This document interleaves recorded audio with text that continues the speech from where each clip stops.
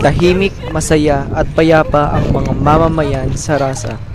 Nagagawa nila ang lahat ng gusto nilang gawin, ang maglaro, mamasyal at kung ano-ano pa.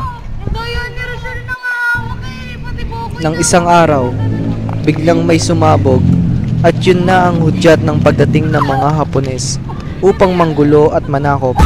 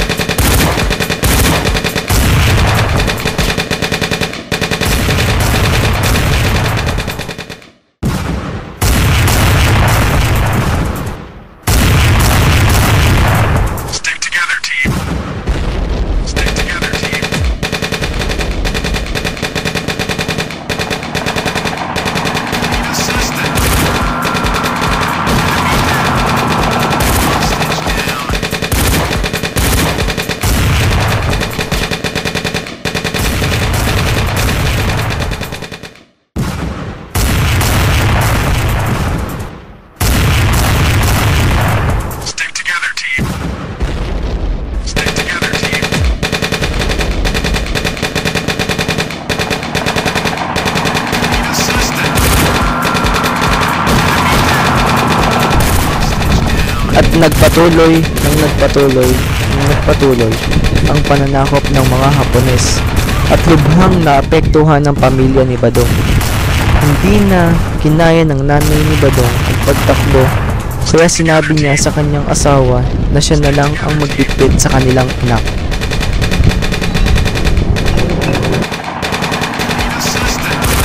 Ngunit hindi na rin kinaya ng kanyang ama, kaya iniwan niya ito sa isang tabi at sinabing huwag kang aalis.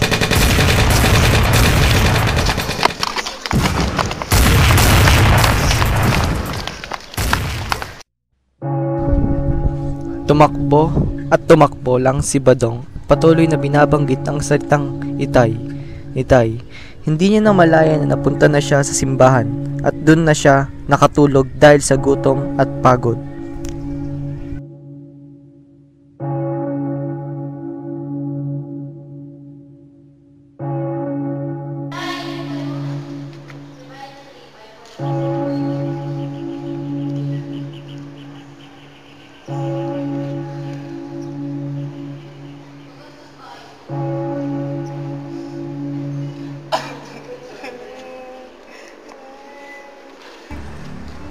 Paggising niya, may lumapit sa kanyang matandang lalaki at tinanong kung anong pangalan niya at ng kanyang mga magulang.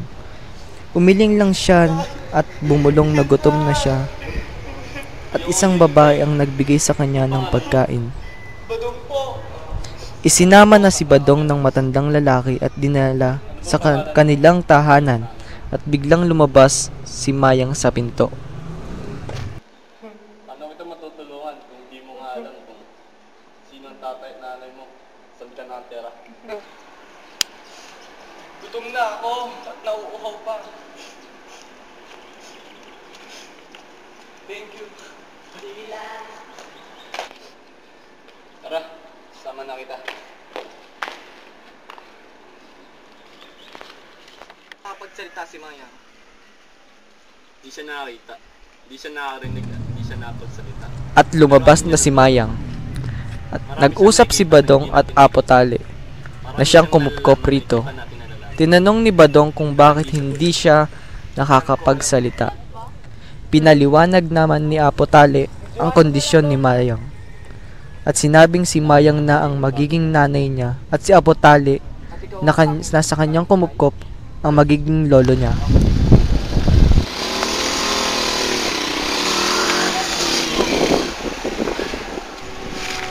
Inilabas ni Apong Tali si Mayang at Badong. Ngunit sa kasamaang palad, nakita at nakasalubong nila ang mga Hapones at nagustuhan ng mga Hapones si Mayang. Kinuha nila ang pilit si Mayang at ginahasa. Pagkatapos ay pinatay, ganun din si Apo Tali, pero si Badong ay nakatakas.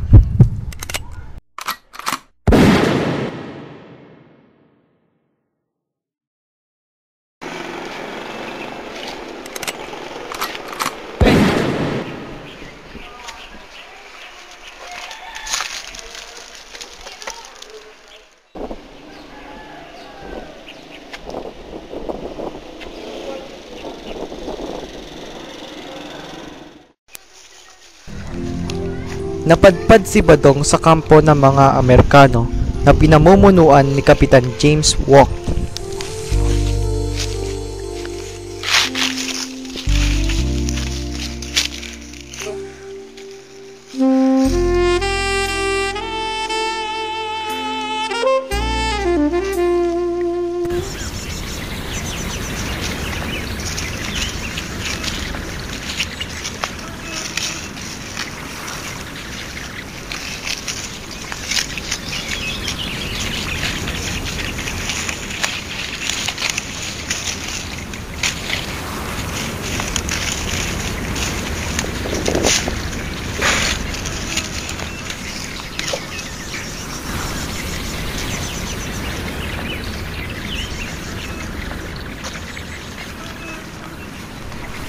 Naglalakad ang kapitan na si James Walk at ang kanyang mga sundalo.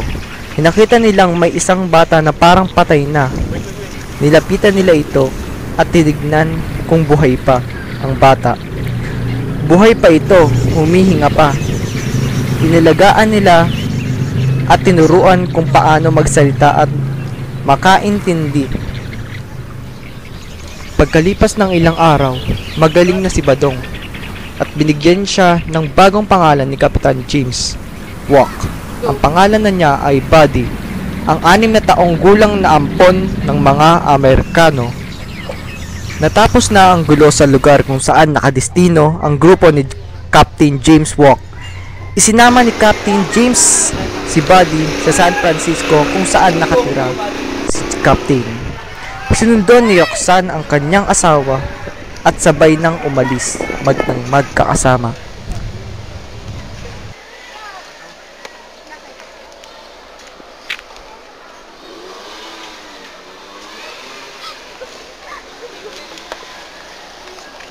Give me that! Give me that! Give me that!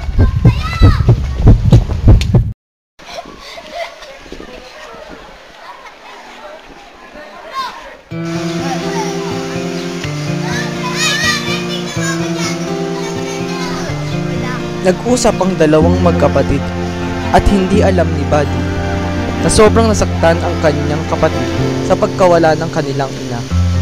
At sinisi niya si Buddy sa pagkamatay ng kanilang ina.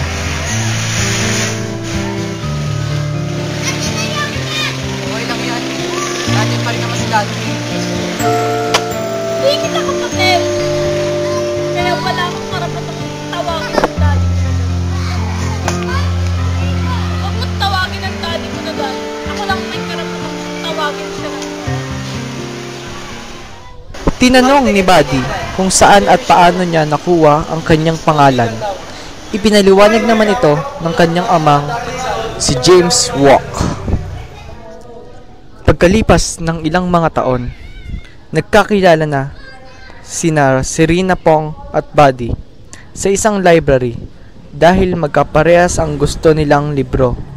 Doon, nagsimula ang kanilang pagkakaibigan at humigit pa doon at nahantong sa kasintahan. Graduation day na nang mag-usap si Buddy at Serena tungkol sa kanilang relasyon, ngunit si Serena ay may gustong sabihin na siya ay ikakasal na sa ibang lalaki. Nasaktan si Buddy, ngunit nirespeto niya ang naging desisyon ni Serena.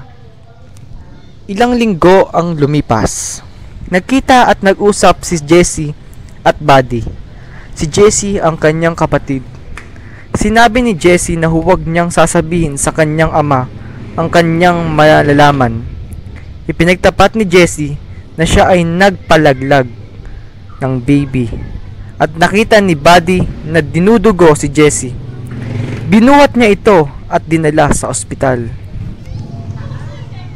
Inatake sa puso ang ama ni Buddy. Tinawagan ng kanilang housekeeper si Buddy. Ibinalita ang nangyari sa kanyang ama. Nagulat si Buddy at umuwi upang maalagaan ng kanyang ama. 오늘도 자꾸 이렇게 하루하루가 흘러만 가는데 아직도 혼자 방에 앉아서 무슨 고민 앉아있나요? 여보세요 문을 여시오 여보세요 Ala na yun to! 문을 여시오 Huminto to! Hindi ako! Huminto yan! Naghang. May buhang. 오늘 하루를 마냥 앉아있나요? 이 늦은 발걸음을 어서 떼세요 어둠이 꽉꽉